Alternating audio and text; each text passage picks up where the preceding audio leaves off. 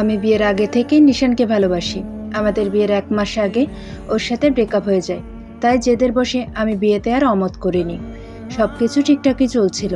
আমাদের বিয়ের 2 মাস পর নিশানের সাথে যোগাযোগ হয় আবার। নিশান নিজে থেকেই যোগাযোগ করেছিল। ও আমার লাইফে ফিরতে চাইছিল আবার। আমিও কেন যেন না করতে পারিনি। ফোনেই কথা হতো আমাদের। এর মধ্যে তুমি বাচ্চার জন্য পাগল হয়ে ওঠো। 3 বছর পরেও যখন বাচ্চা হচ্ছিল না, তখন ডক্টর দেখাতে শুরু করো। তখন আমি লুকিয়ে লুকিয়ে মেডিসিন নিতাম, যেন বাচ্চা না হয়। এর মধ্যে আরও অনেক কিছু ঘটে যায়। নিশান আমাকে হসপিটাল আর ডক্টরের নাম বলে দিত আগেই। আমিও তোমাকে নিয়ে তাদের কাছেই যেতাম। আরশাদ শাইলার চোয়াল শক্ত করে চেপে ধরে চিপিয়ে চিপিয়ে বলে, এতই যখন ভালোবাসিস তাহলে যাসনি কেন? কেন এত নাটক করলি? তোকে তো সব রকম ফ্রিডম দেয়া হয়েছিল, চাইলেই চলে যেতে পারতি, যাসনি কেন? শাইলা চুপ করে থাকে। আরশাদ আবার বলে, আমার টাকায় খাবি পড়বি আর অন্যের সঙ্গে রঙ্গলীলা করবি, তাই না? কি ভেবেছিস তোর চালাকি আমি ধরতে পারবো না? আমি বুঝতে পেরে গেছি তুই কেন আমাকে ছেড়ে এখনো যাসনি। ওই বাড়িটার জন্য, তাই না? বাড়িটা তোর নামে লিখে দিলেই তুই আমাকে ছেড়ে চলে যেতি। কি আমি ঠিক বলছি না? শাইলা এবারও চুপ করে থাকে। বিয়ের 1 বছর পরেই আরশাদ নিজের জন্য আলাদা একটা বাড়ি তৈরি করার সিদ্ধান্ত নেয়। বাড়িটা যেখানে হবে সেই জমি শহর থেকে একটু দূরে। বাড়ির কাজ শুরু করার পর আরশাদ সিদ্ধান্ত নেয় বাড়িটা শাইলাকে গিফট করবে। একদিন কথায় কথায় শাইলাকে বলে ফেলেছিল নিজের সিদ্ধান্ত। বাড়ির আনুমানিক খরচ কত হবে জিজ্ঞাসা করায় আরশাদ জানিয়েছিল বাজেট 10 কোটি টাকা, এর কম বেশিও হতে পারে। শাইলা হিসেব করে দেখেছিল বাড়ির জমি সহ পুরো বাড়ির দাম প্রায় 20 কোটি টাকা। আর এই বাড়ির লোভেই শাইলা এতগুলো দিন ধরে আরশাদের সাথে আছে। বাড়িটা ওর নামে লিখে দিলেই আরশাদের কপালে লাথি দিয়ে চলে যাবে নিশানের কাছে। বাড়ির কাজ কমপ্লিট হয়। পুরো বাড়ি ফার্নিচার দিয়ে সাজানো হয় আরশাদের পছন্দসই। 1 মাস পর শাইলার জন্মদিন। সেদিনই বাড়িটা শাইলার নামে লিখে দিতে চেয়েছিল আরশাদ, কিন্তু তার আগেই আজকে সবকিছু জানতে পেরে গেছে। ভাগ্যিস আগেই জানতে পারল, নয়তো আরশাদের এত বছরের পরিশ্রম হাতিয়ে নিয়ে আরেকজনের হাত ধরে চলে যেত সুখের সংসার করার জন্য। আরশাদ গত 5 বছর ধরে আলাদাভাবে যতটুকু আয় করেছিল সবটা খরচ করেছে বাড়ি করার পেছনে। বাবার বিজনেসের টাকা নিজের বাড়ির পেছনে খরচ করেনি।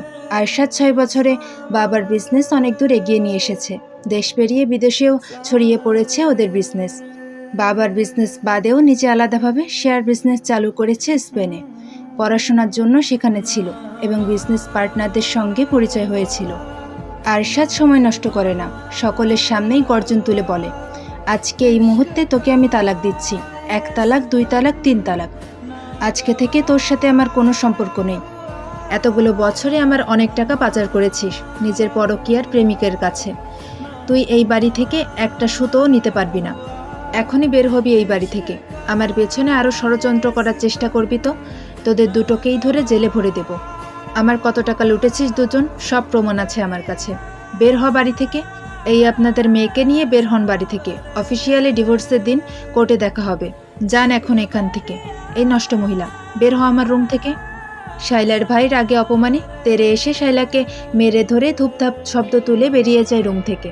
ওর ইচ্ছে করছে শাইলাকে এখানেই জবাই করে রেখে যেতে।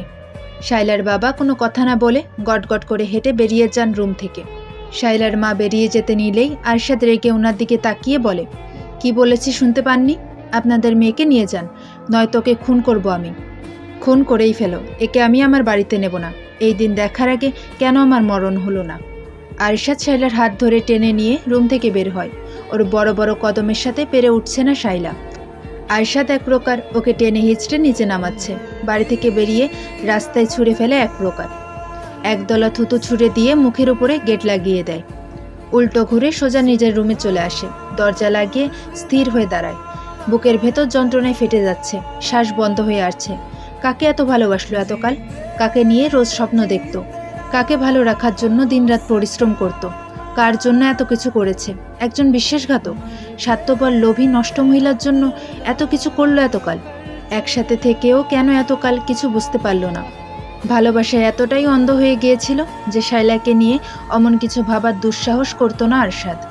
প্রাণপ্রিয় স্ত্রী, হ্যাঁ, কি করেনি এই মেয়ের জন্য? যখন যা চেয়েছে সব দিয়েছে, যেভাবেই হোক। যখন যা করতে চেয়েছে তাই করতে দিয়েছে, সব রকম ফ্রিডম দিয়েছে। আর এই মহিলা কি করলো? গত 4টা বছর ধরে ওকে নিখুঁতভাবে ঠকিয়ে গেল। কি নিখুঁত তার অভিনয়! ওই মায়াবী চেহারায় এত নিখুঁত অভিনয় কিভাবে লুকিয়ে রাখত? আসলেই কি ওই চেহারা মায়াবী ছিল? কই, ওই চেহারা তো ওর কাছে দুপুর থেকে একটুও মায়াবী লাগেনি, বরং লেগেছে ভয়ঙ্কর রকমের হিংস্র। বেশি ভালোবাসত তো, তাই মায়াবী লাগতো আগে। এই শায়লাকে ভালোবাসেনি আরশাদ, ও ভালোবেসেছিল সেই শায়লাকে, যে কিনা ওর হাত ধরে ওর চোখে চোখ রেখে বলেছিল, আমি সারা জীবন তোমার সাথে থাকবো, কোনোদিনও তোমার হাত ছাড়বো না, তুমি আমার জীবনের প্রথম এবং শেষ পুরুষ।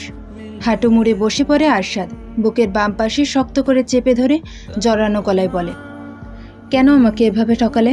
আমি তোমার এই রূপ কিছুতেই মানতে পারছি না। তুমি বলেছিলে আমি তোমার জীবনে প্রথম পুরুষ, অথচ আমি দ্বিতীয়জন ছিলাম। এত নিখুঁত অভিনয় তুমি কিভাবে করতে পারলে এতগুলো দিন ধরে? তুমি লাস্ট মেসেজে কি লিখেছিলে? আমাকে তোমার এখন সহ্য হয় না, আমাকে দেখলে তোমার খুন করতে ইচ্ছে করে।